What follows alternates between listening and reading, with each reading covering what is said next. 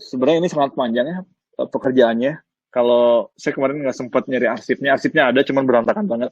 Karena zaman dulu banget 2015, 2016 pekerjaannya. Terus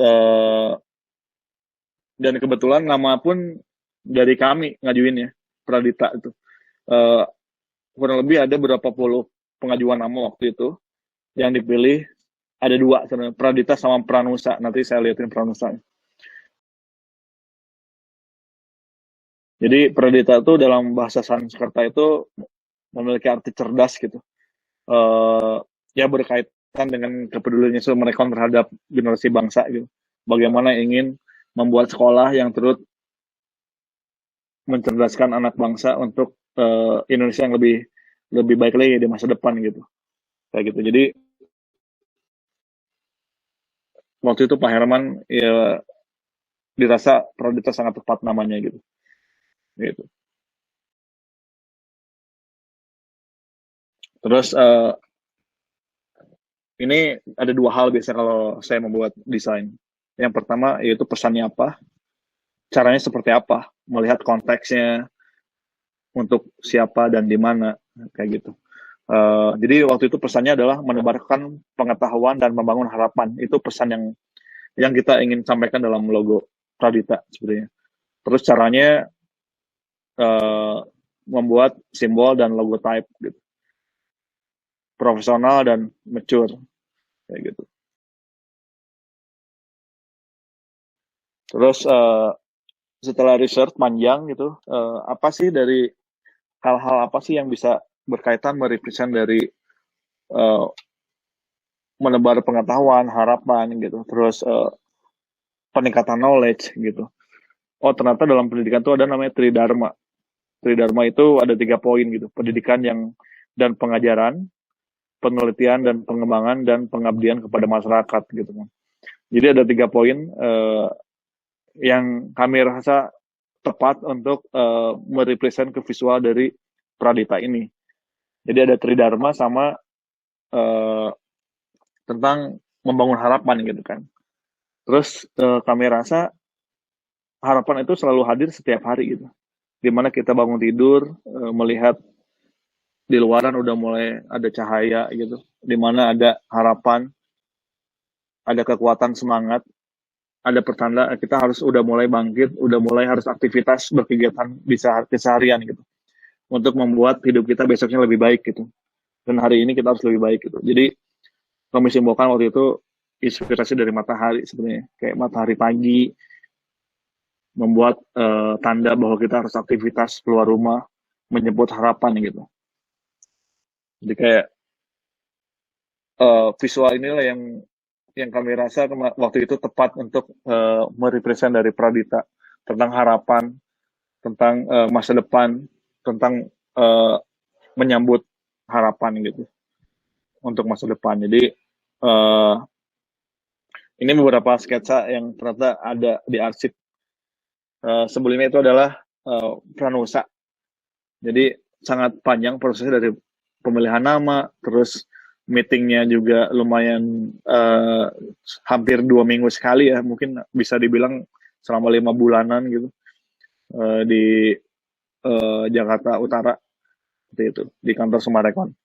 Terus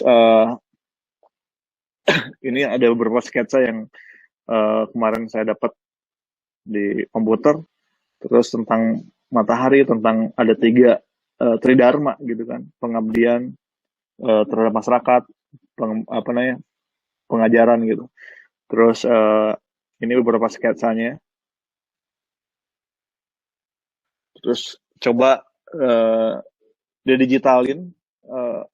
Dan ini pun yang 2 ini setelah mungkin bisa ratusan ya mencobanya gitu kan.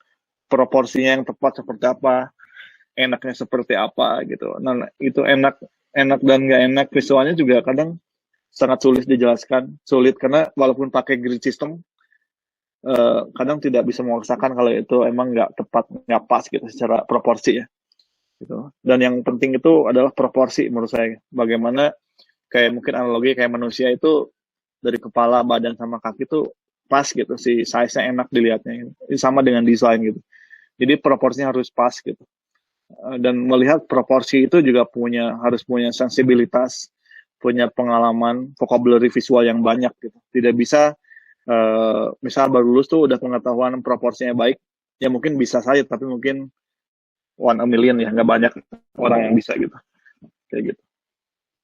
Kayak terus selalu bagaimana membuat desain yang bisa objektif, yang bisa relevan dengan konteksnya gitu. Kayak terus kami bedah warna-warna Sumarekon tuh ada warna apa aja ya, karena warnanya cukup cukup kaya ya, lebih dari 2 gitu.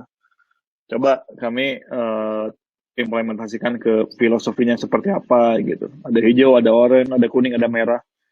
Juga supaya bisa relevan dengan tujuan dari praditanya.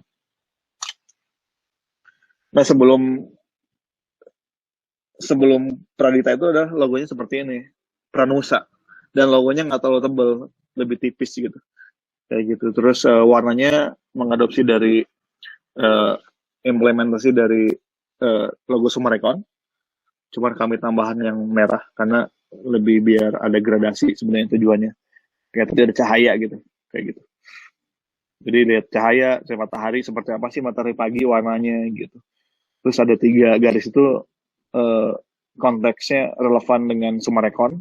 Ada 3 garis itu dan juga tentang Tridharma gitu. Tridharma dan ada matahari gitu sebetulnya. Kayak gitu. Terus seperti biasa masih kurang sesuai atau masih pengen kasih opsi secara proporsi, secara bentuk. Akhirnya kami buatkan beberapa alternatif waktu itu tentang bentuk dan ketebalannya. Tapi yang difinalkan yang ini. Dan secara optikal bagaimana kalau ini penyempurnaan secara optical illusionnya supaya si mataharinya itu apa ya, ada secara optikal tuh lihat bulat yang kepotong gitu, cuma nggak setengah. Akhirnya kita bikin ada optical illusion kayak dipotong pas bagian yang dekat garis lurus. Dari message dari desainnya sama brandnya itu karena membangun masa depan ya. Jadi kita emang mendevelop potensi-potensi masa depan anak bangsa sebenarnya. Jadi ini tagline-nya waktu itu. Develop Nation Potential. Ini logo finalnya. Ini implementasinya. Dan mungkin saya belum lihat sih yang final yang diaplikasikan seperti apa.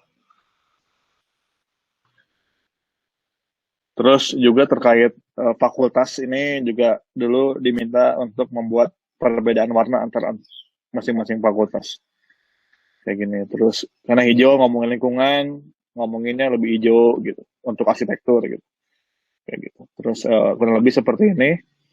Terus dan seperti yang dibilang sama Solbas sama prinsip-prinsip desain modern yang udah dicetuskan oleh pionir-pionir desainer zaman dulu. Bagaimana desain itu bisa black and white ketika tidak memungkinkan menggunakan warna yang utama gitu. Jadi coba kami adopsi di sini untuk membuat logo yang bisa hitam putih gitu.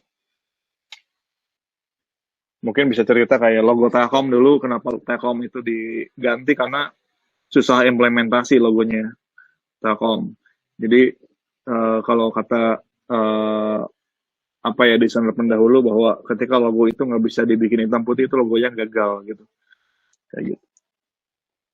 Dan karena marketnya itu tujuannya untuk lebih anak muda, anak SMA yang mau kuliah waktu itu, dan yang kuliah itu sendiri, jadi lebih playful. Terus jadi dari logonya itu kita ambil elemen si matahari itu jadi elemen grafis yang ada di materi-materi selain stationery ya, selain name card, selain surat menyurat. Kayak tadi yang letterhead yang ada elemen grafis, tapi komunikasi yang sifatnya untuk menyampaikan informasi itu ya kami menggunakan elemen grafis. Fontnya menggunakan Google Font sebetulnya karena kami rasa kalau kita harus beli font juga kan mengeluarkan uang lagi untuk beli font misal seharga 12 juta, 15 juta. Kayak buat saya juga nggak etis ya kalau untuk minta lagi ke klien untuk membeli font gitu. Eh, Mungkin juga di sini pemahaman menggunakan font yang custom atau yang license itu mungkin agak sulit ya gitu kan. Belum belum bisa memahami sejauh itu, jadi kami menggunakan font dari Google Font karena kami rasa nanti supaya integrated dengan websitenya, dan secara license juga bisa bisa ada pertanggung jawabannya gitu. Ini contoh beberapa komunikasi implementasinya.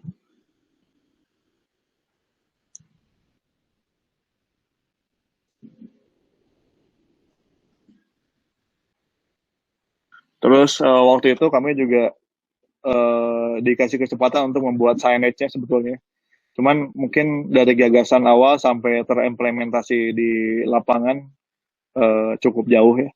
Dan prosesnya cukup panjang banget karena yang terlibat dalam pembuatan identitas visual ini sangat banyak. Bisa setiap meeting ada 10 orang gitu waktu itu. Terus ada BOD dan ada timnya itu sendiri. Waktu itu uh, saya lupa ya siapa ya PIC-nya. Bu, saya lupa. Terus jadi bikin piktogramnya, tapi karena logonya sangat rumit, ada garis-garis gitu. Jadi kita putuskan untuk bikin piktogramnya ngambil dari karakter fontnya secara bentuk gitu. Kayak gini. Ini bikin piktogramnya. Terus ini skematik desainnya waktu itu emang pengen lebih playful, terus dan kami juga lihat arsitekturnya kan existing udah ada ya seperti itu keadaannya. Dan waktu itu coba kami ajukan tim arsitek untuk merenov arsitekturnya kayak gitu ya, yang hadir gitu, yang udah hadir gitu. Dan saya rasa tidak perlu perubahan yang terlalu signifikan, tapi disentuh dengan hal-hal yang sekiranya bisa memperbaiki lingkungan. Saya rasa itu sangat baik dan efektif. Tapi ternyata jadinya sangat playful ya, kalau nggak salah. Ya akhir-akhirnya ini ada kolaborasi dengan arsitek dan interiornya untuk bikin perpustakaan waktu itu. Ini kurang lebih preview skematik awal-awal.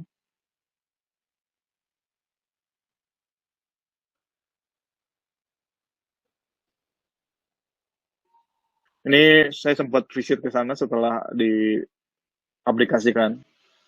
Cuman setelah pembukaan kampus saya belum datang lagi. Karena ini masih jauh sebelum kampusnya buka.